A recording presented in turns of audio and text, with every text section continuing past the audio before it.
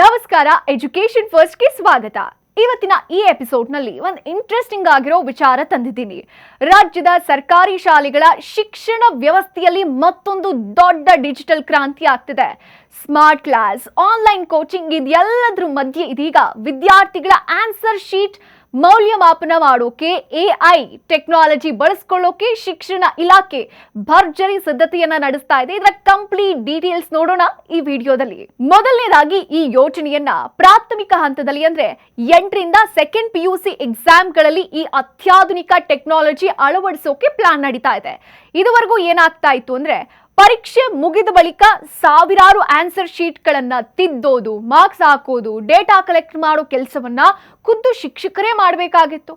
ಇದರಿಂದ ಟೀಚರ್ಸ್ಗೆ ಕಷ್ಟ, ಕ್ಲಾಸಸ್ ಜೊತೆಗೆ ಈ ಕೆಲಸ ಬೇರೆ. ಹೀಗಾಗಿ ಈ ಟೆಕ್ನಾಲಜಿ ಅವರ ಹೊರೆಯನ್ನ ಕಡಿಮೆ ಮಾಡುತ್ತೆ. ಮತ್ತೊಂದು ಪ್ರಮುಖ ವಿಚಾರ ಏನ್ ಗೊತ್ತಾ, ಪ್ರತಿಷ್ಠಿತ IIT ಧಾರವಾಡ ಸಂಸ್ಥೆಯ ಸಹಯೋಗದೊಂದಿಗೆ ಶಿಕ್ಷಣ ಇಲಾಖೆ ಈ ವಿಶೇಷ AI ಸಾಫ್ಟ್ವೇರ್ ನ ಡೆವಲಪ್ ಮಾಡ್ತಾ ಇದೆ.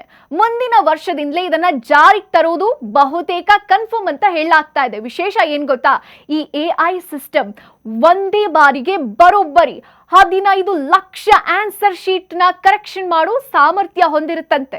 ಬರೀ ಆನ್ಸರ್ ಶೀಟ್ ಮಾತ್ರ ಅನ್ಕೊಂಡ್ರ ಕ್ವಶನ್ ಪೇಪರ್ ಸಿದ್ಧಪಡಿಸೋದಕ್ಕೂ ಈ ತಂತ್ರಜ್ಞಾನ ಬಳಕೆ ಆಗತ್ತೆ.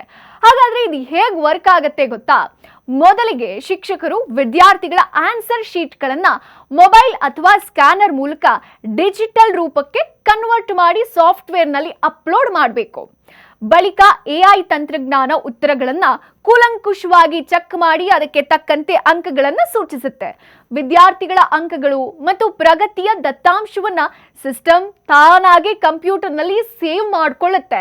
AI ತಂತ್ರಜ್ಞಾನ ಬಳಕೆ ಆಗ್ತಾ ಇದ್ರೂ ವಿದ್ಯಾರ್ಥಿಗಳ ಅಂಕಗಳ ವಿಷಯದಲ್ಲಿ ಯಾವುದೇ ಗೊಂದಲಗಳಿಗೆ ಅವಕಾಶ ಇರೋದಿಲ್ಲ. ಯಾಕಂದ್ರೆ AI ಕೇವಲ ಅಂಕಗಳನ್ನ ಸೂಚಿಸುತ್ತದೆಯೇ ಹೊರತು ಅಂತಿಮ ನಿರ್ಧಾರ ತೆಗೆದುಕೊಳ್ಳೋಲ್ಲ.